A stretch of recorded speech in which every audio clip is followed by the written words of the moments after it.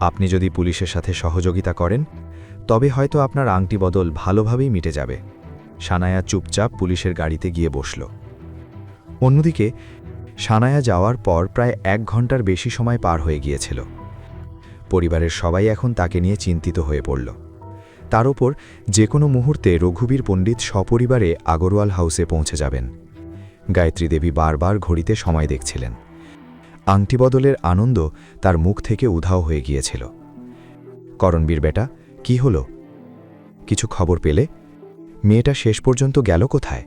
মা, আমি কখন থেকে ফোন করছি, কিন্তু ও ফোনই তুলছে না।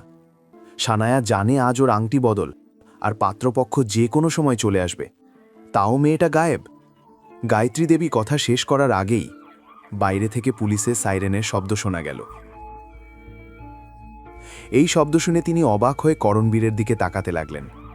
অবনীও কিছু বুঝতে পারছিল না। সে পরের মুহূর্তেই গীতা আর অনিলের পাশে গিয়ে দাঁড়ালো। কিন্তু গৌতম পুলিশ আসার কারণ খুব ভালোভাবেই জানত। ইন্সপেক্টর সাহেব, কি হয়েছে? আপনারা হঠাৎ? গায়ত্রী দেবী কথা মাঝপথে থামিয়ে সানায়াকে দেখতে লাগলেন, যার চারপাশে পুলিশ দাঁড়িয়েছিল। তোমাদের মধ্যে করণবীর আগারওয়ালকে? এটি শুনেই গায়ত্রী দেবী অবাক হয়ে করণবীরের দিকে তাকাতে লাগলেন। করণবীর, এসব কি? এই পুলিশরা তোমার কাছে কেন? ছাড়ুম, ও আর কি বলবে, আমি বলছি। আসলে এই সাহেব উপহার হিসেবে যে গাড়িটা দিয়েছেন সেটা চুরির।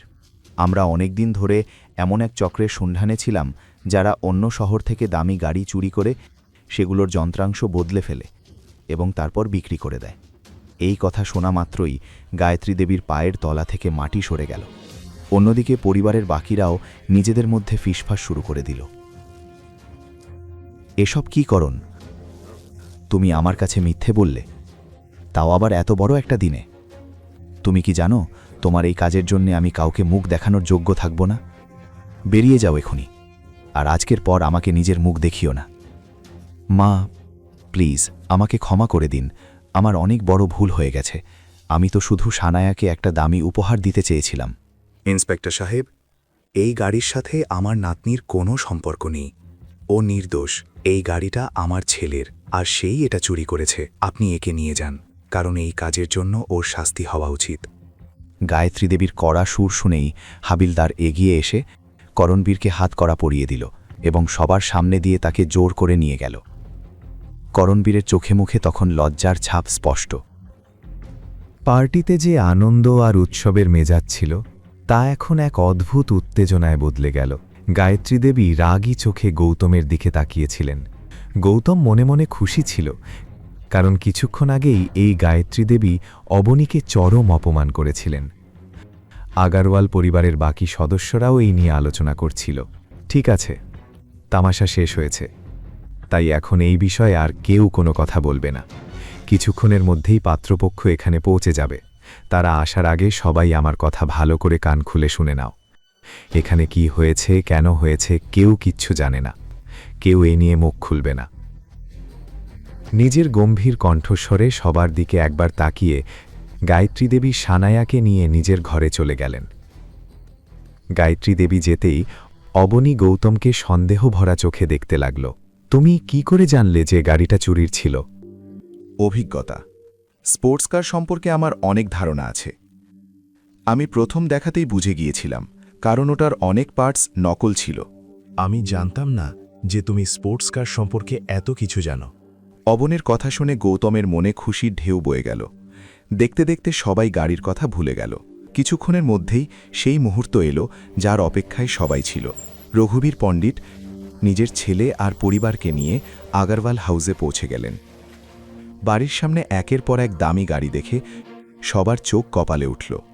পরক্ষণেই ভৃত্যরা গাড়ি থেকে প্রচুর দামি গয়না, ব্র্যান্ডের ব্যাগ, দামি পোশাক আর জুতোর স্তূপ লাগিয়ে দিল।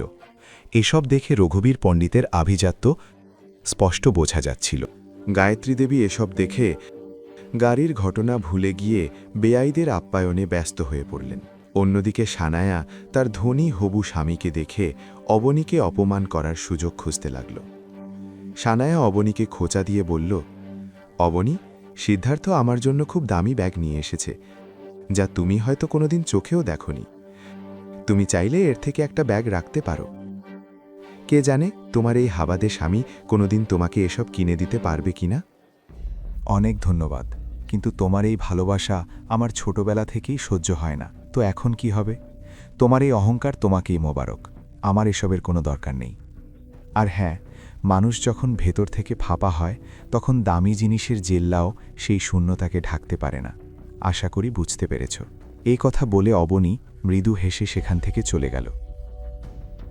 অপমানে সানায়ার মুখ লাল হয়ে গেল, কারণ তার সব চাল উল্টে যাচ্ছিল। অন্যদিকে সিদ্ধার্থ সানায়ার বাড়িতে এত সম্মান পেয়ে মনে মনে খুব খুশি ছিল, কিন্তু গৌতমকে দেখা মাত্রই তার মুখের হাসি উধাও হয়ে গেল এবং হঠাৎই অবতার গ্রুপে হওয়া সেই কথাগুলো তার মনে পড়ে গেল। কাল তুমি খুব লাফাচ্ছিলে, কি বলেছিলে যেন? তুমি অবতার গ্রুপে চাকরির জন্য এসেছ? সত্যি করে বলো তো, তুমি ওখানে কি করছিলে? এই কথা বলে সিদ্ধার্থ গৌতমের চোখের দিকে সরাসরি তাকিয়ে রইল। পরের কাহিনী জানতে দেখতে থাকুন পরবর্তী এপিসোডগুলো শুধুমাত্র পকেট এফএম ইউটিউব চ্যানেলে। আর রয়্যাল ওয়ারিসের সব এপিসোড শুনতে এখনই ডাউনলোড করুন পকেট এফএম অ্যাপ, লিংক দেওয়া আছে ডিসক্রিপশনে।